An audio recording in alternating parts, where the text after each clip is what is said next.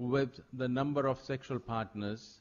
So those individuals who had less than number of 10 sexual partners were likely to, were found to have like 2 to 4% of seroprevalence for the infection, as compared to those who had 10 to 50 sexual partners, as compared to those individuals who had more than 50 sexual partners in the last 1 year. So the risk characteristic identified in MSM group were two.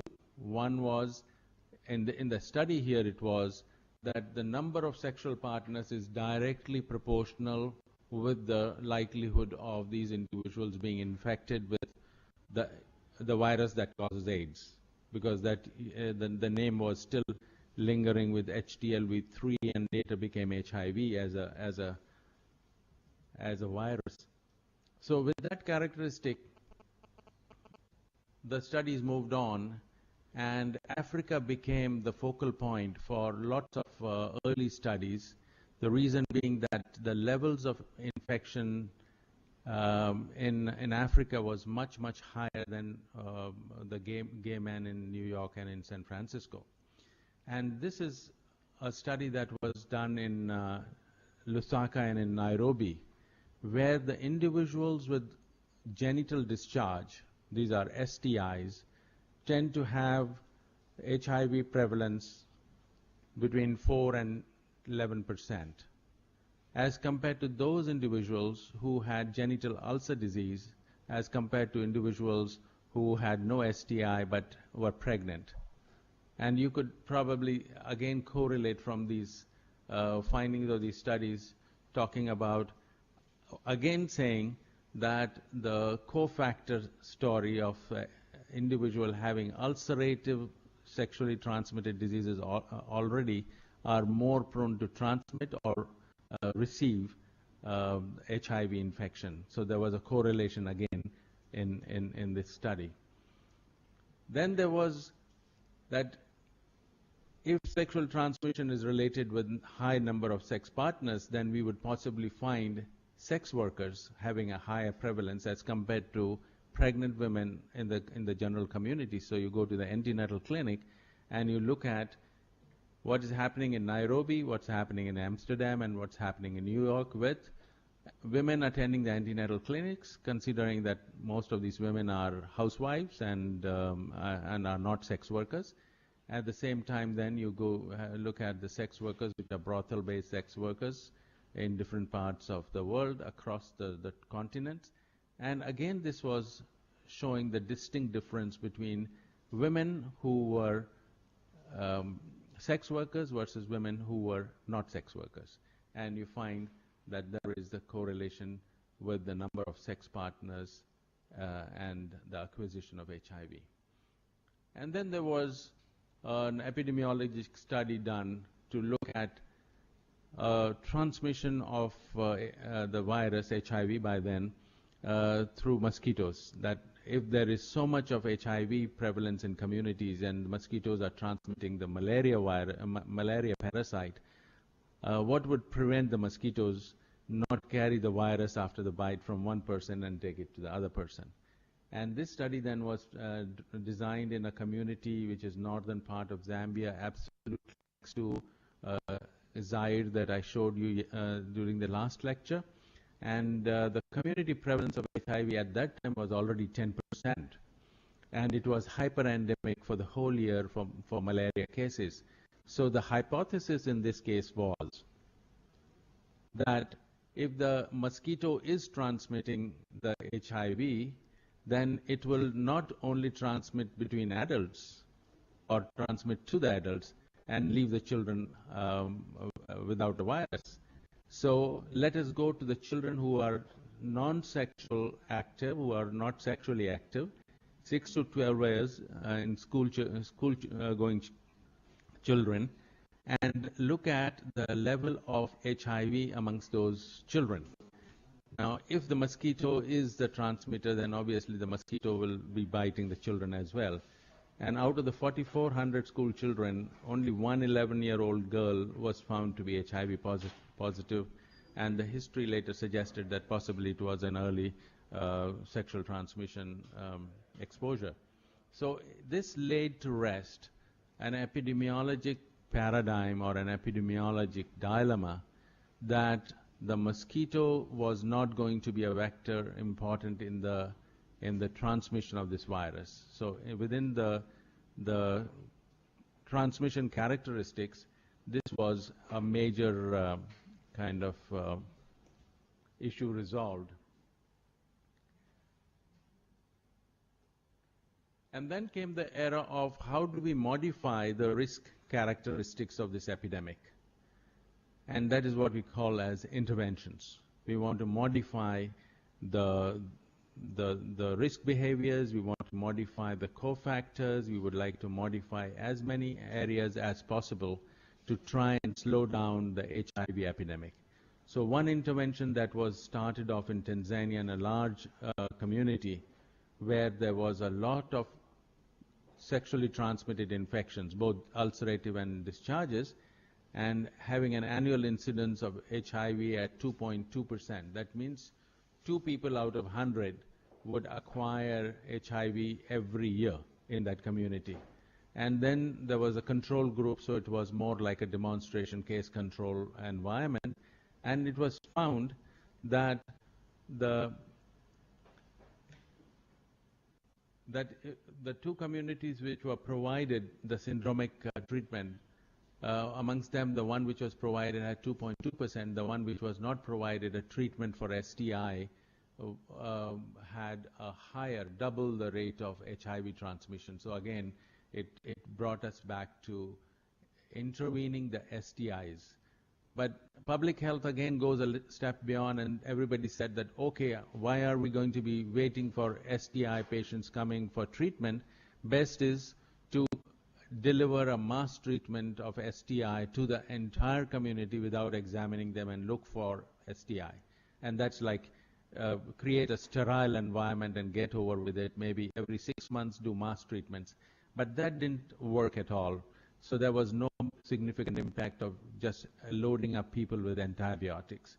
So that was kind of dumped after a while. So that was one of the modifications of the environment or the risk characteristics of the epidemic. And the other one that intervention started was voluntary counseling and testing. And what it found from multi-center studies was that for an individual knowing his or her HIV status, it reduced the risk-taking sexual behavior of individuals.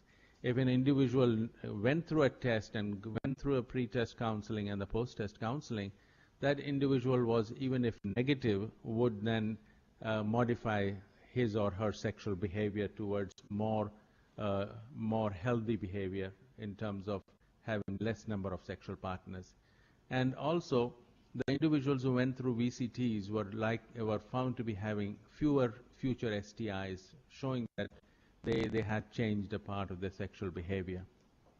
But having said this, one would be careful to say that behaviors are difficult to change, and within them, the health behaviors are difficult to change, and within that, the sexual behaviors are even more difficult to change. So if we assume that giving a certain level of knowledge to the communities will alter their sexual behavior, then I think we're probably applying a very simplistic characteristic change principle. It is too simplistic to be able to change sexual behaviors of people just by knowledge. So what will take it, we'll address it a little later, but there is a concept of co-transmitters that is now is the mainstay. There are either people who are co-transmitters, there are people who are non-core group transmitters. Then the question will arise is, where is the group of no transmitters? So we have people who are co-transmitters, there are people who are non-core transmitters, but there are no individuals who are non-transmitters.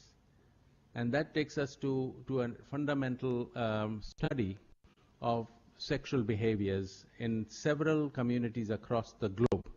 And there are several studies that one can look back, some are of course recent, a lot of them are recent 10 years, but some of them are 50 years old studies, especially in the West. And what most of them show, of course with differences, is that predominantly in communities, 20% people have high-risk behavior in terms of their sexual behavior. 50% of people have moderate risk-taking behavior as far as sex is concerned. And the remaining 30% are low risk-taking people or low vulnerable people. So that makes 100%. So where would the people who are non-vulnerable, where are the people who are otherwise not vulnerable? So I think within the human behavior, we find that individuals are either low vulnerable, moderate vulnerable, or highly vulnerable to HIV and sexual diseases, because that is one of the basic instinct and a behavior of individuals. So within the core transmitters, these are the people who would be 10 times more sexually active than the non-core group. An example will be that a core transmitter would possibly have one new sexual partner every 5 days, versus the non-core transmitter will have one partner in 50 days. But that also is high. Somebody having one new sexual partner in 2 months, that is like talking of 6 sexual partners in a year, is a non-core transmitter, but is a definite possibility of a transmitter. So essentially we are talking of now a spectrum where you say that, okay, there are sex workers, there are clients of sex workers, there are drug users, there are migrant laborers, there are all these individuals who fall in that 20%, and then there are people who fall in that 50% category, and then there are people who fall in 30% category. But they have to fall in these categories. So if we move with our public health knowledge with this background, I think we have understood part of today's lecture that the risk behaviors are universal and in all communities. This slide I showed you last time as well, but again trying to make sure that we understand that bringing synergies between interventions that are aimed at modifying the environment or the host or the agent, it brings you much more control of transmission. And what this slide essentially says is that we should be promoting condoms among individuals who are high-risk behaviors and moderate risk behaviors, and at the same time treat their sexually transmitted diseases if they do exist. So there is now, we say, is convergence of interventions or convergence of various strategies to modify the risk behavior as well as the environment. And one new thing that has happened of late in the last 10 years, I would say, is the antiretroviral treatment. Now, antiretroviral treatment is important for people who are infected, so you want to make sure that they do not get more diseases, that they do not have terrible type of diseases for the period of time that they have the terminal phase of HIV and AIDS. And you would want to see that they have better quality of life, more or less with these drugs now. Individuals who are adherent and compliant to the regimes can live their natural course of life, or the natural expectancy of life with these antiretroviral treatment. But for these expensive treatments to be dispensed and be made available to all those who need them, there have to be better public health explanations for instituting expensive therapeutics. And one important explanation that came up was, would antiretroviral treatment, apart from benefiting an individual, that's fine. Yes, it makes good clinical care sense. But from public health point of view is, does antiretroviral treatment also reduce the transmissibility of virus from these individuals if they continue to be high-risk individuals? And there are several studies that have reaffirmed the hypothesis that when an individual is on antiretroviral therapy, not only he benefits his own clinical status and his own quality of life, that individual reduces the probability of HIV transmission from him or her by 50 times. So, in other words, you are now also changing the characteristic of risk characteristic from an individual to the other individuals. And then there are several studies that have convinced the globe leaders, including the G20, that if you do not spend money to treat these individuals with antiretroviral treatment, that the first line treatment costs $600 per person. Now that is the best it has reached at this moment, $600 per person per year. But when these antiretroviral therapies started in 1993, that is about 15 years ago, the first line of antiretroviral treatment used to cost something closer to $20,000 per year for an individual. So no governments, including the US government, would be able to bear that kind of additional burden for fewer number of people benefiting out of these drugs. But over a period of time, the volumes and the generic kind of drugs available. So this is another change in the host has been created in a way that you use the therapeutics to benefit the individual. At the same time, the virus load in the individual declines 50 times, and so would be the probability of transmission from these individuals onwards. And then there are other ways to modify. Of course, sexual behaviors will take time to change, and they take decades to change in communities. So you want to look at what else can change around in terms of transmission. And what else seems to have would be changing is the status of male circumcision. We are talking about male circumcision. WHO does not support any form of female circumcision at any point.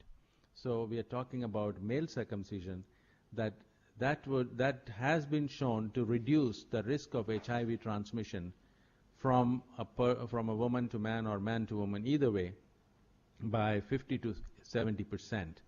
So in that case, this again as an intervention to modify the transmissibility of the virus. And then one last is, are we doing enough for women? Are we empowering women enough to be able to be the passive receivers of the STI as well as HIV?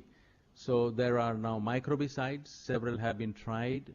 N9 is the one which has been very long used as a spermicide, as an anti-contraceptive, and as well as possible anti-HIV, but not very efficient. And now there's a new gel that has now gone through human trials and applied even 12 hours before the sexual intercourse can reduce the probability of transmission of HIV. So there are several movements that are happening on several tracks.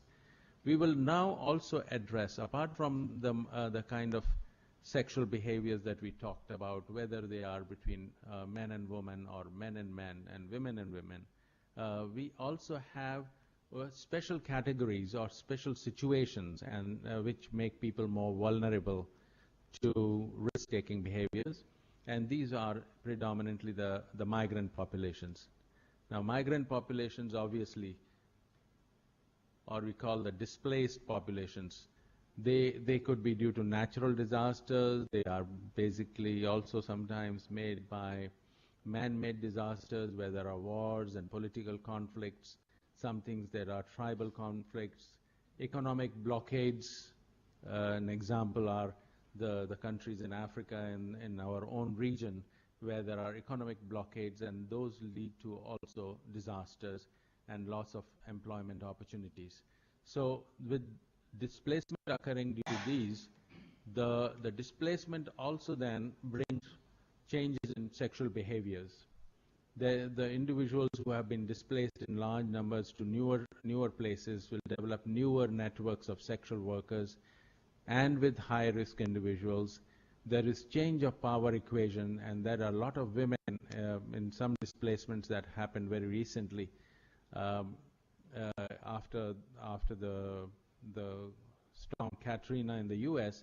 You found that very young women who got displaced went out onto the streets, and being unemployed, they were more vulnerable to sexual exploitation.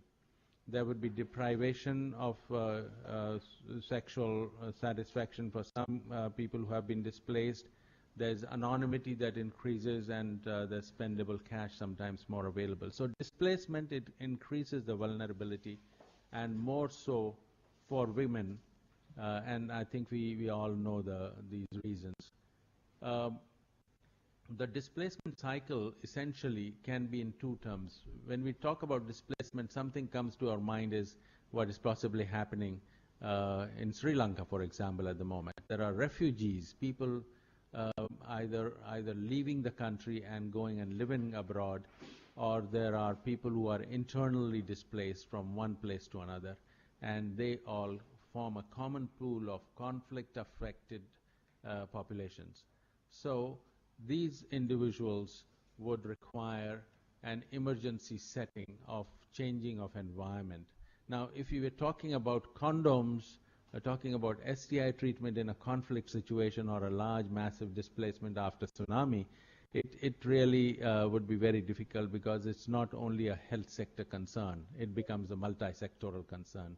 It directly is related to basic human needs of home and employment and food, and then comes the issues about public health with sexual diseases. So we then probably talk about, let's have a focus on multi-sectoral response even in emergency situations. I'm coming to almost the end of this presentation, just to make sure that we look at, when we are trying to alter the risk-taking behaviors, and you want to look at 20% of population that would fall somewhere in any of these categories, and either they are IDUs, either they are prisoners, either they are direct sex workers, or they are indirect sex workers, they're transgender, they're MSM, and there are shades of MSM. There are MSM, there's a die-hard MSMs, there are bisexual MSM, there are past MSMs, and there are future MSMs. So you can have all these categories of people falling in and out of the core group. So this is not cast in iron. So when you are dealing with groups of MSM, you know that they will be MSM not for 2 years and suddenly they become MSM, and back and forth and vice versa.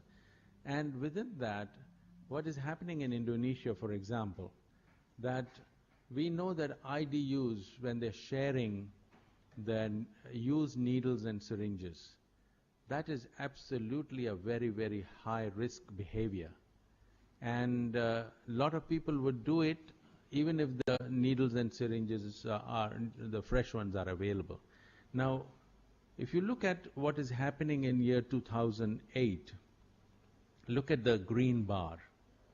2008, 40% of IDUs have been covered with exchange needle syringe program. Now, how long will it take to get to 95%? Because anything in public health has to have its threshold level. Now, in this threshold, we are talking about at least 95%, but even by 2010, this is government figure, the Ministry of Health figure, that by 2010, 80% of IDUs will be covered under the syringe needle exchange program. If you look at the prisoners, only 20% of the prisoners, a lot of them are actually IDUs, are covered under the intervention programs, whether they are condoms being available in prisons, whether other health strategies and health products are available to them. Similarly, 2008, we look at the green, we are looking at green bars that are 2008. In terms of sex workers, 45% is the coverage in terms of condoms being made available, in terms of their STIs, in terms of their other health needs. In case of transgenders, in case of MSMs, we're talking about only 8% coverage of men having sex with men and the other harm reduction strategies.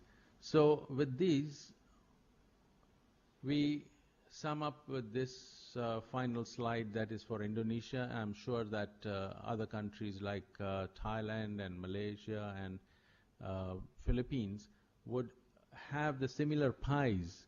Only thing is the variation in terms of percentages. So when we look at Indonesian epidemic of HIV, almost 50% is driven by the IDUs. And we're talking still 40% coverage and intervention. So that entire environment of risk-taking behavior has not changed much. And the second large group is the clients of sex workers, 15% heterosexual, and then there are groups of MSM, and general population is 14%. So there is a lot of IDU transmission. At the same time, there is a lot of sexual transmission of the virus in Indonesia. So I think I've gone through this entire process of trying to rationalize what are the public health strategies that have been applied and how we can make them more efficient so that the strategies and the fundings are more or less available, but it's a question of being able to deliver and reaching the right people. So thank you very much again for this. Okay, thank you very much, Professor Subas, for your straight presentation. And now we will move on to the discussion session.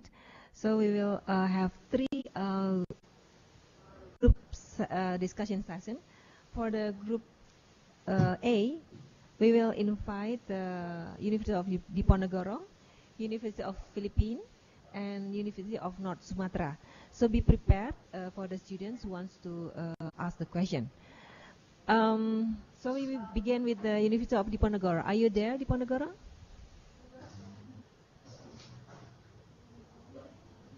Ms. Lintang, are you there? Do you have a question?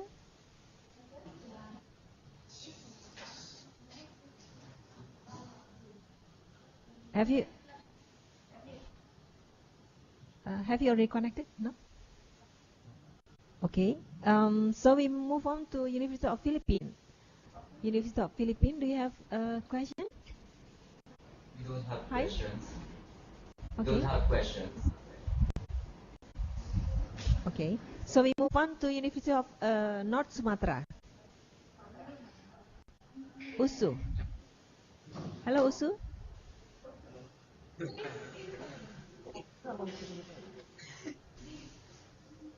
Usu? Yes. Okay.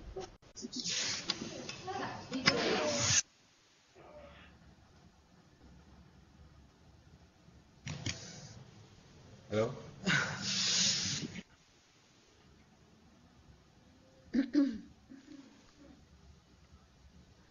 Okay, so please go to the microphone.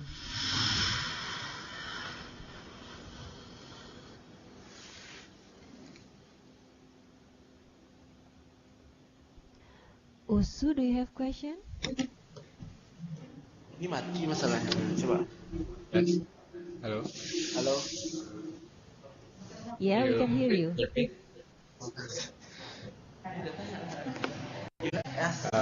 Maybe I have that one question for Professor Subas.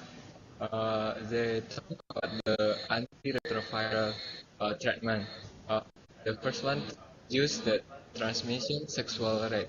I asked the Professor Subas, how many that percentage you think that can effective to reduce the transmission sexual rate from antiretroviral treatment? Okay, thank you. The connection is not so good. Can you ask again? Because it's kind of like a stop. Yeah, so it's not smooth here. Okay. I want to ask Can you, you sorry, yeah. You know, you look at the pictures, the resolution is not good. Hello, Usu? Usu? Okay. Hello? Okay, I Can you want. Hello. yeah, And then dia, when cakap the time, they're breaking. come on, Okay. Usu? Yeah. Okay. Okay, I want to repeat my question. My question is about the antiretroviral treatment. Professor Subas saying that will reduce the transmission, sexual transmission rate. I wanna ask them. I wanna ask him about how many percentage that you saying can effective to reduce the transmission sexual rate from antiretroviral treatment. Okay, thank you. Okay, I think it's clear. Yeah.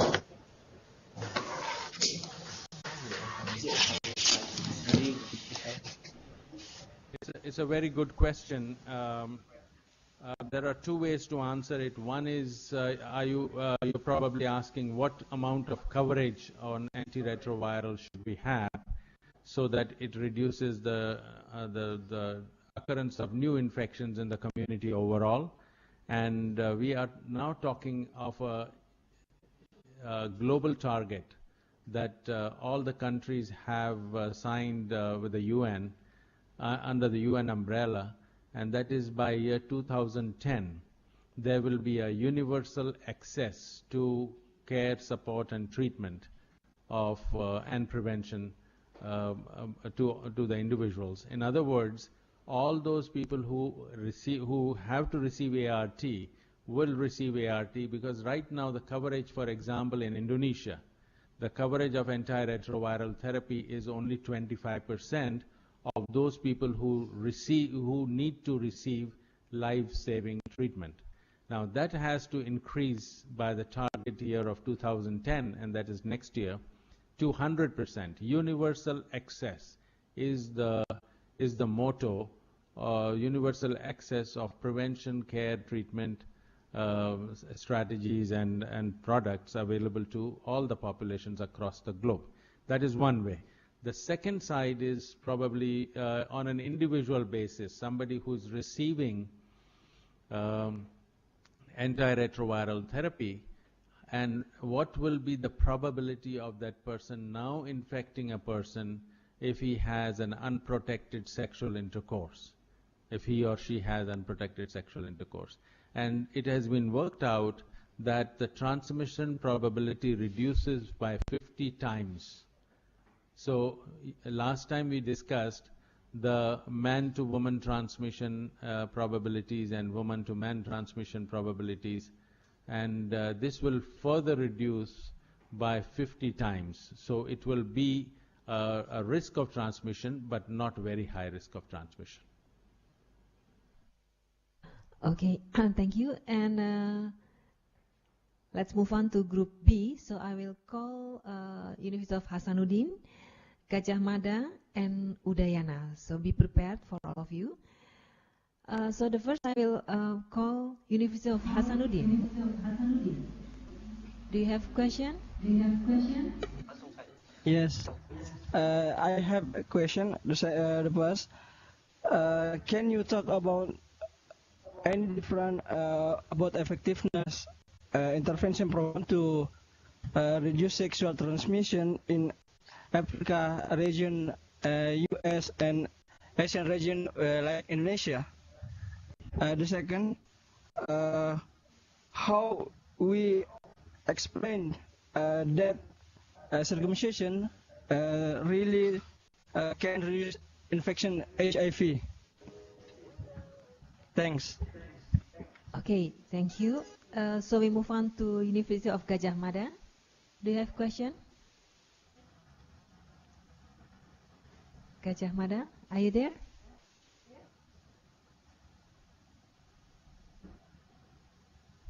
Gajah Mada? We cannot hear you. Do you have question?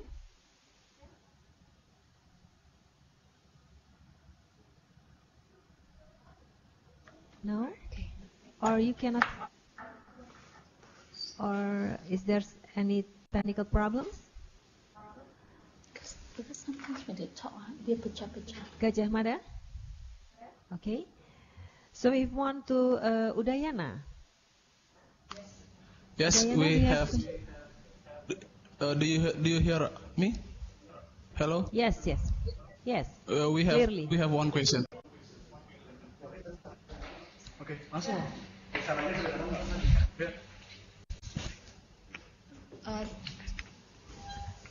Thank you.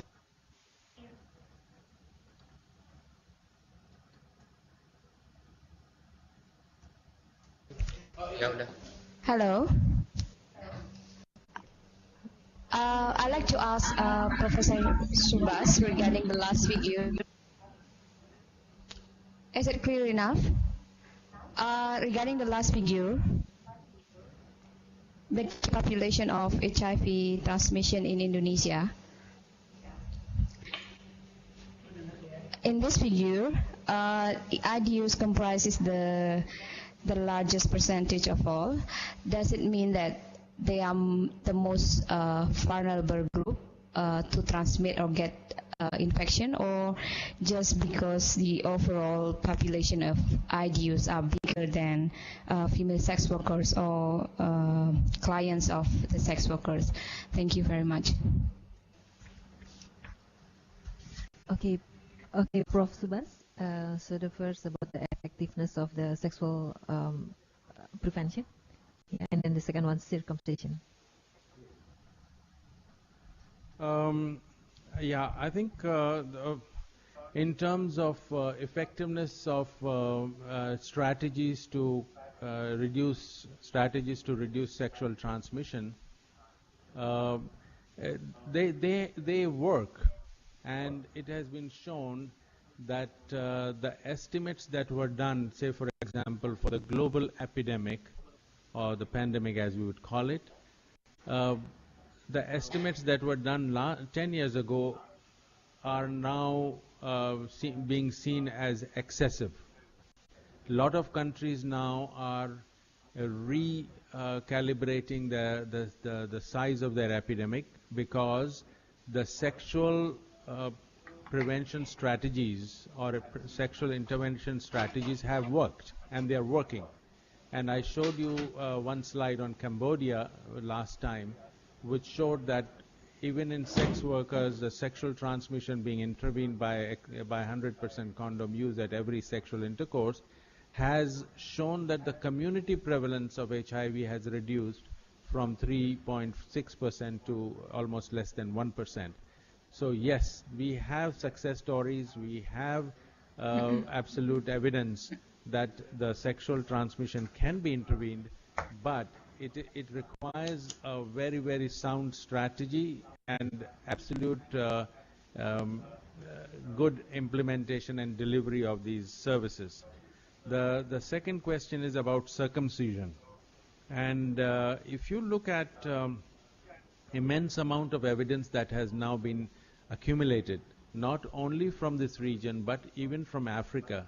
There's a belt in Africa which is above the Sahara Desert, and you find that while the sub-Saharan countries, which are having less level of circumcision because those are less, they are different religious groups, and then you have the northern Sahara countries where there are Muslim predominant communities, and circumcision is very, very common as a part of the religious practice. The size of the epidemic is 10 to 20 times smaller. And when this was being epidemiologically mapped, there were people who were looking at what else could have been the reason for for a smaller epidemic in northern Africa as compared to southern part of Africa. And now when you have more and more evidence building from the Asian and the Pacific countries, it is reconfirmed that the consistent factor that seems to be is circumcision as protective in terms of transmission of sexual diseases, including HIV. And it has a biological explanation now, and also the biological explanation has been put to clinical trials. So I think there is no doubt in scientific minds that circumcision helps in preventing the sexual transmitted infections as well as HIV. The question is whether we want to use this circumcision as a therapeutic intervention to tell people that yes, once you circumcise, you will reduce your chance of transmitting or receiving HIV.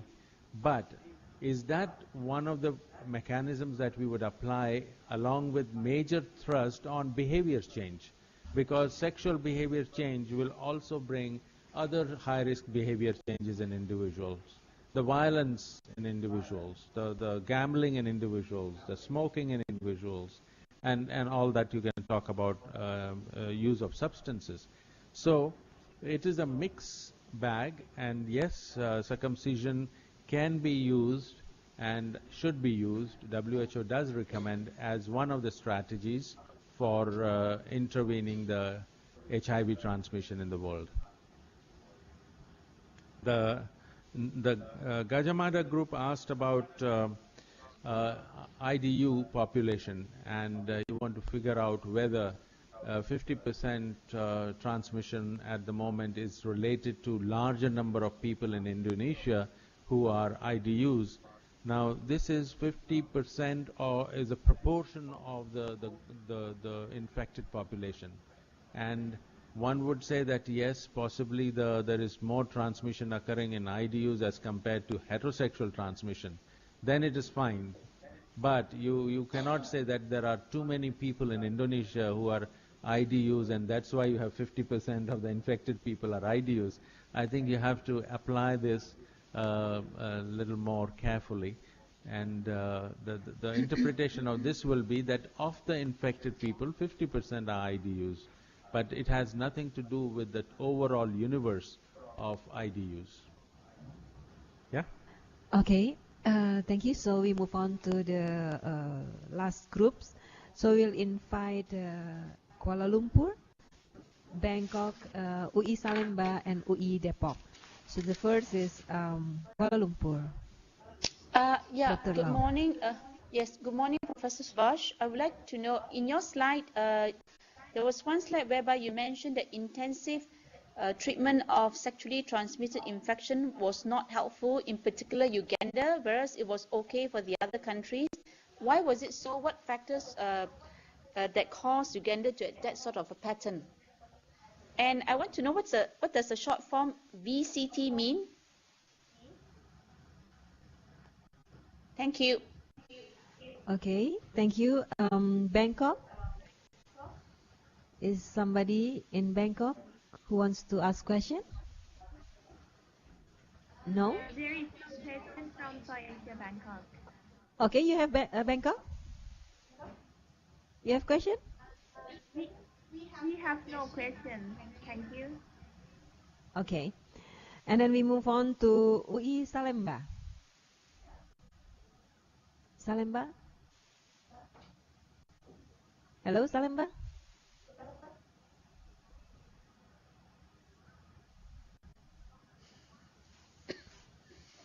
Hello? I think we have no question this time. Thank you. Okay, thank you. And then UI Depok.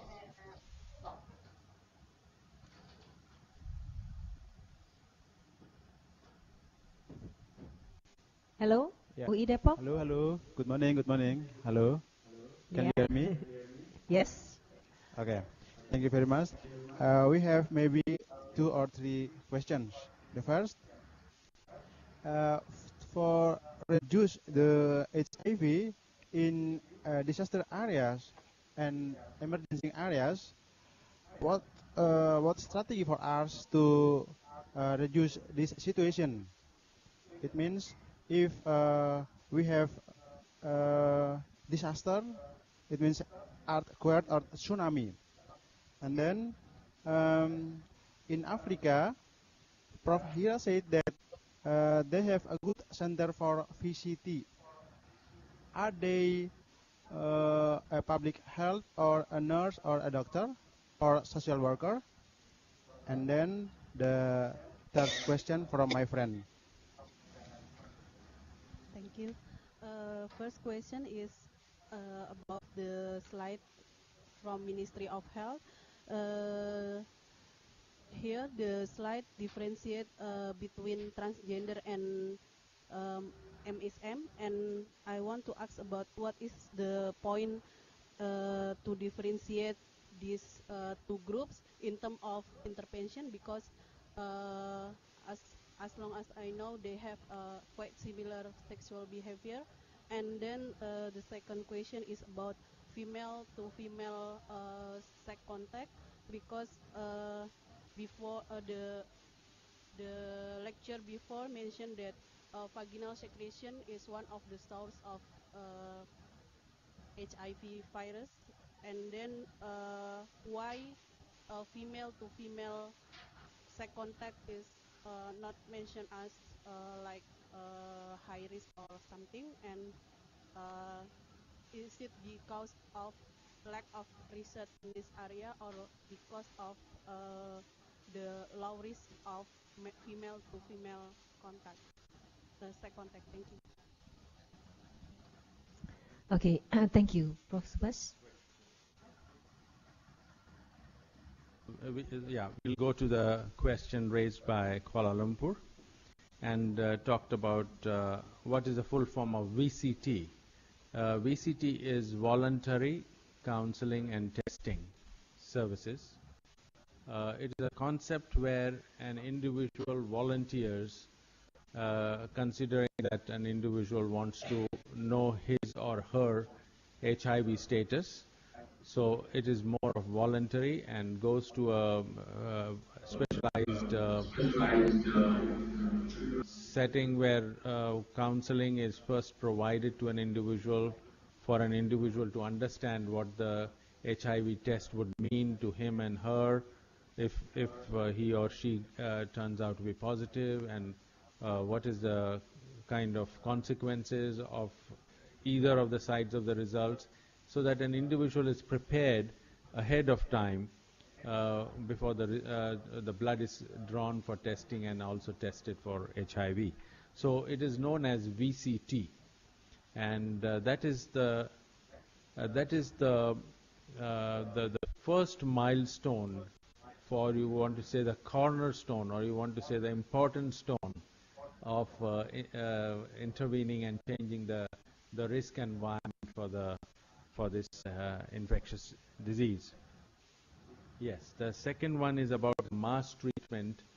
Yes, this is the question that while we are talking about the clinical trials that showed that in areas where there is high HIV transmission and there is a lot of STI, you want to go and intervene and then give them treatment for their syndromes, and then go back and treat them again after 3 months, and maybe again after 3 months. So there are 3 levels of syndromic treatment for those who are found to have some disease.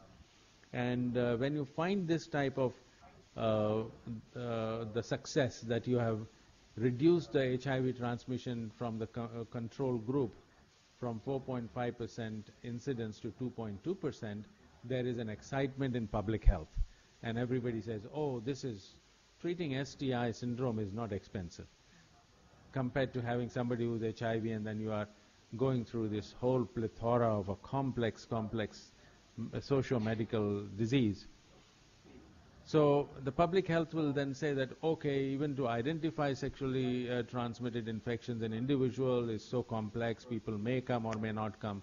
So wherever we are finding pockets of high transmission, let's go and treat people with mass treatment. So give them a pack and make sure that while you're watching, they take your medicines. Now, that kind of thing was done in Rakhine, and they did this mass treatment for a population of 8,000 people in these few villages around, and it did not show any major impact when you are doing a mass STI treatment. There could be several reasons for it, and I know the question you asked was a fundamental public health inquiry, that what is so different between Mwanza and Rakhine? Is the population different? Are the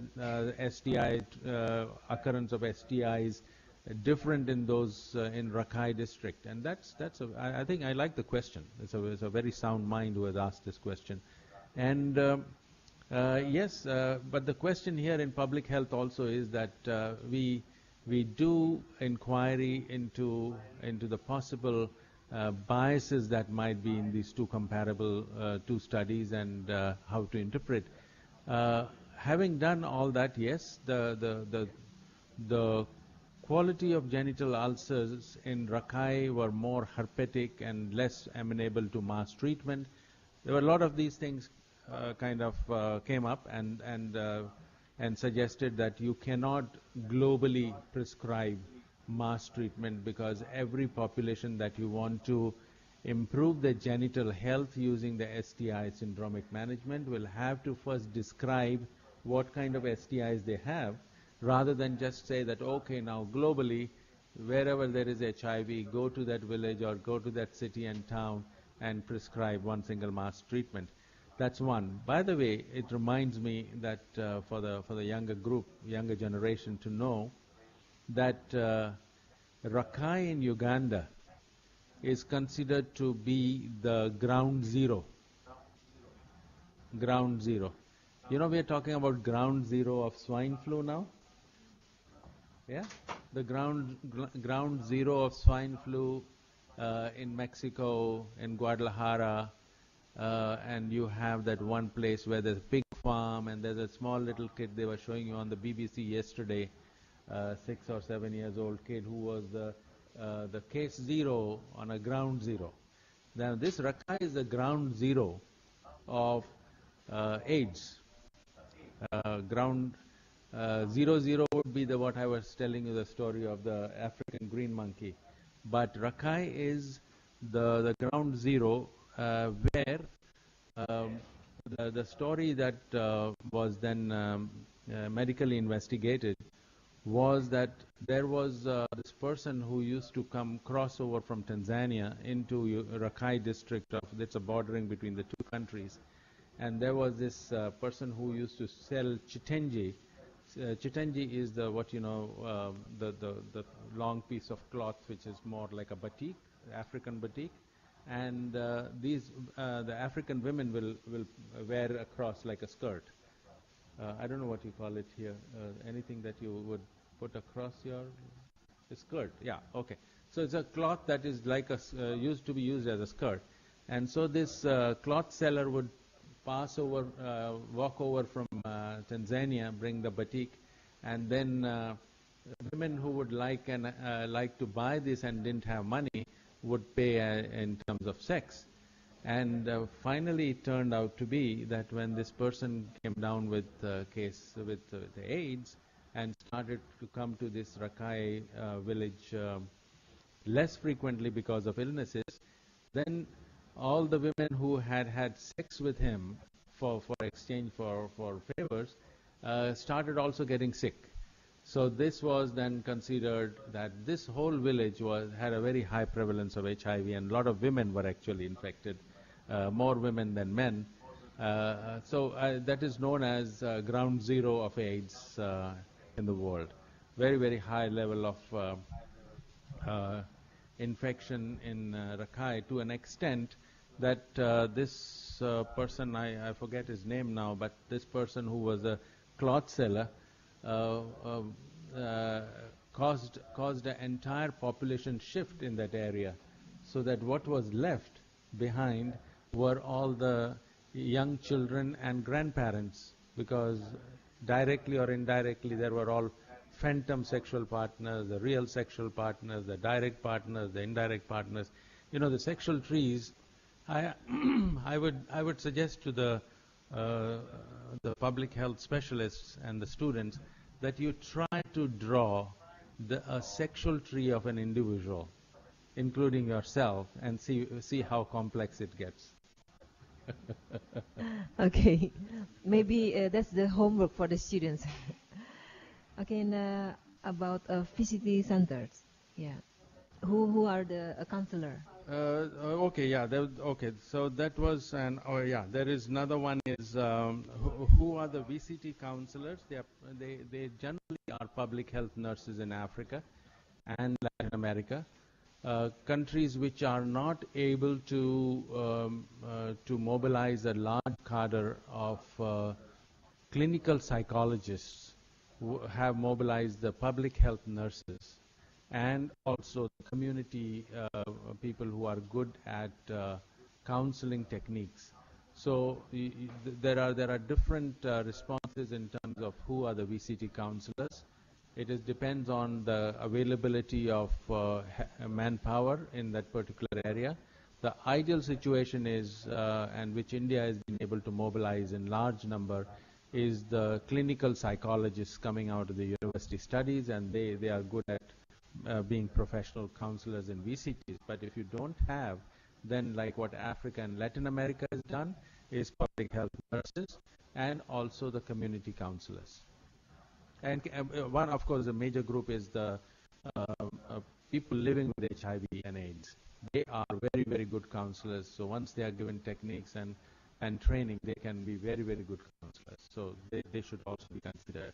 There was a question about female having sex with female contact and why it is not considered as high-risk group. It is a high-risk behavior, no doubt. I mean, basically any sexual activity that is penetrative is high risk, since the female-female sexual contact is not penetrative unless it is made penetrative.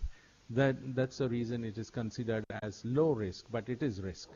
And in case of female-female transmission, it is generally the sharing of the sexual toys, because the female sexual contact normally involves the use of vibrators and other sexual toys which are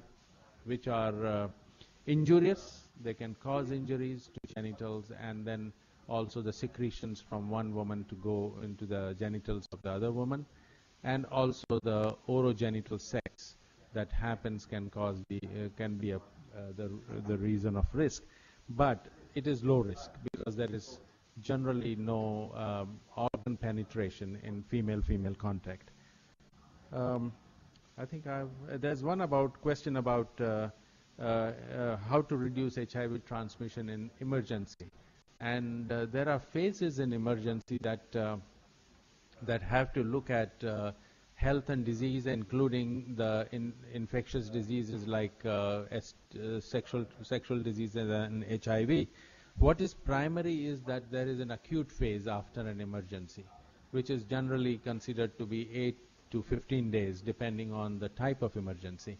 And that is a time when you are trying to mobilize and stabilize the population that has been displaced, and they are provided food and shelter and security from whatever other factors around.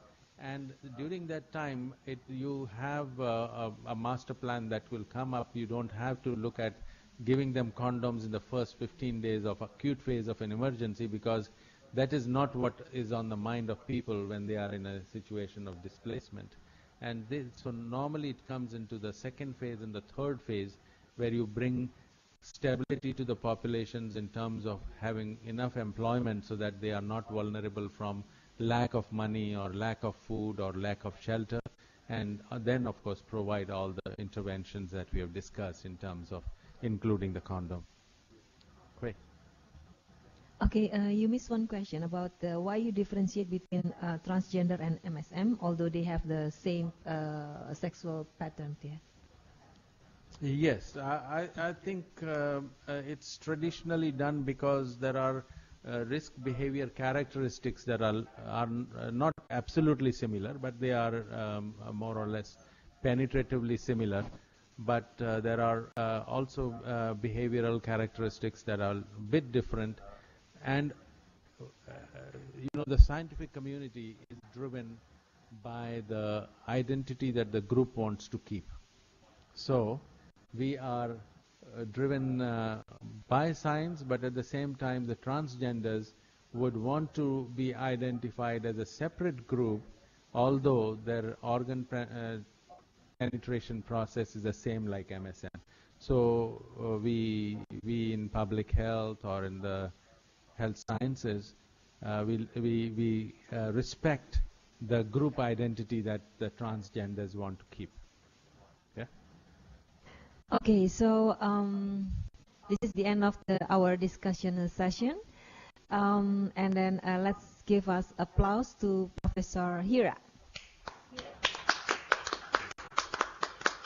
Okay, today we miss University of Erlangga because they cannot follow this session because they have another event in their sites. But next week they will join us. Okay, and then we will invite another session. So Professor Suwarta Kusens is already here. So let's have a break for 5 minutes. Thank you.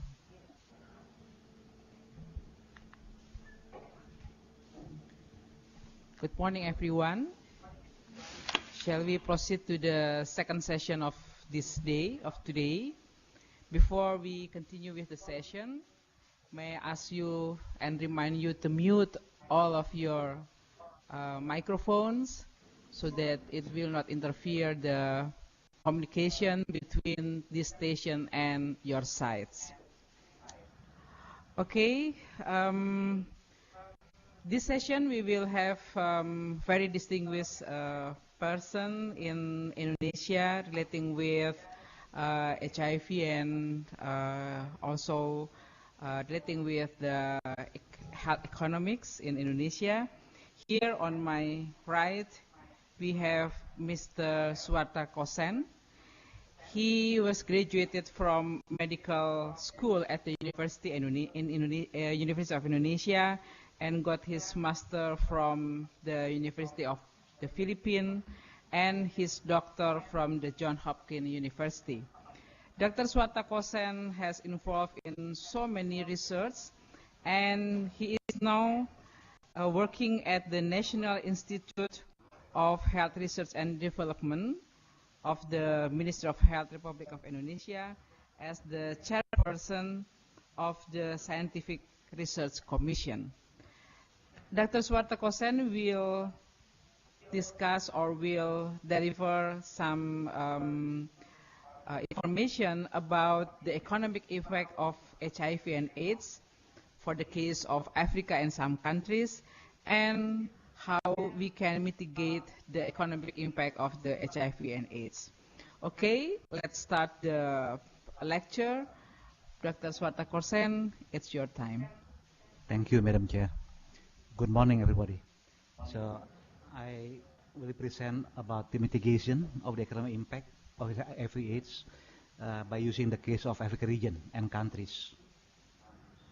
We know that despite increased global commitment to control HIV/AIDS pandemic in the last decade, the virus continues to transmit at alarming speed. At present, it is estimated that about 65 million people have contracted the virus globally, and over 22 million people have died from HIV-related illness. In Sub-Saharan Africa and in countries such as Botswana, Swaziland, Zimbabwe, the epidemic produces illness, death, poverty, and misery in a large scale. In that region, also 57% of those infected are female, women, and girls. With only 10% of the world population in Africa, but it accounts for 66% of all HIV infection worldwide, and more than 75% of AIDS-related deaths. Besides killing people, actually, the disease also imposes heavy burden on families and communities, and also on agricultural sustainability, business, health sector, education, and national economic growth. The disease basically diminishes the capacity of African countries to maintain the previous achievement, like in child survival, in social and economic development. Across African continent, HIV/AIDS manifests itself as an immediate crisis and also as a systemic condition. A crisis because of the high speed of transmission. Infection rates have increased from 4 to 20% or more among adult population in a decade. Systemic condition since it impacts heavily on the prime age adults, in the productive age of the adults. With HIV seropositive level reaching 35% or more in some countries like Botswana, Zimbabwe, Swaziland, the condition urged the national government actually to focus not only on the crisis condition, but also to focus on the systemic characteristic of the epidemic. The disease is already having a devastating impact on the communities. This devastating impact demographically has resulted in loss of life and also loss of population.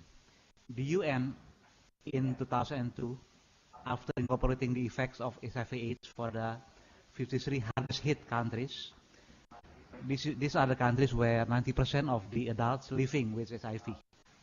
Estimated that the annual number of deaths reached 1 million in the early 1990s and over 4 million by 2003, and this keep increasing.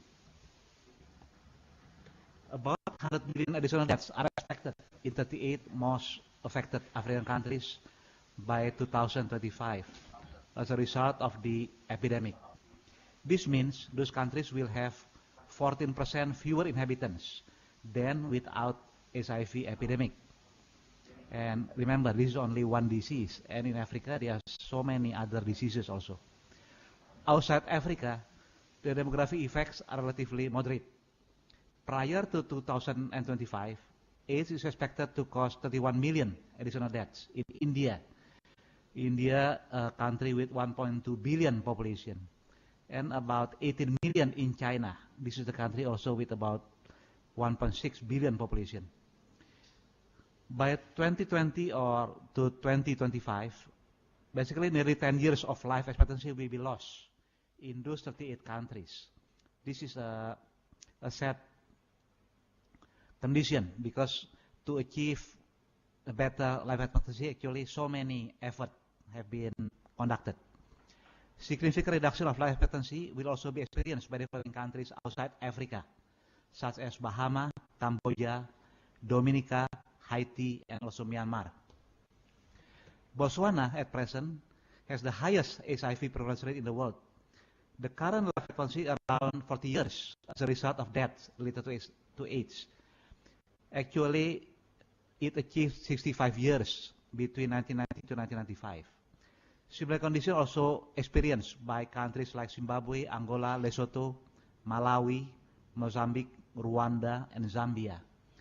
A severe deficit of working age people will be experienced by 2025. Their population pyramid also have a new shape. We call it population chimney. So if we see this, the demographic pyramid, we see the black one basically showing the current, and the white one deficit due to HIV/AIDS. So the form will like the chimney actually. Many studies basically predict that the disease will substantially reduce economic growth, and this comes the socio-economic impact of the disease. It will hit in several fronts at once and resulting in like reduced saving and investment of the people and of the country, loss of experienced labor, and lowered productivity. So many skilled labor either they cannot work because of debilitating disease or died. Excessive absenteeism, so many even the civil servants cannot do or are not in their work, so they need to recruit new people. High healthcare and death benefits costs. This is also burden for the country and also for the private insurance company. Reduced return on investment in health and education, because they already spent so much for higher education and now everything is gone because of the disease. And decline of the worker morale. So HIV/AIDS basically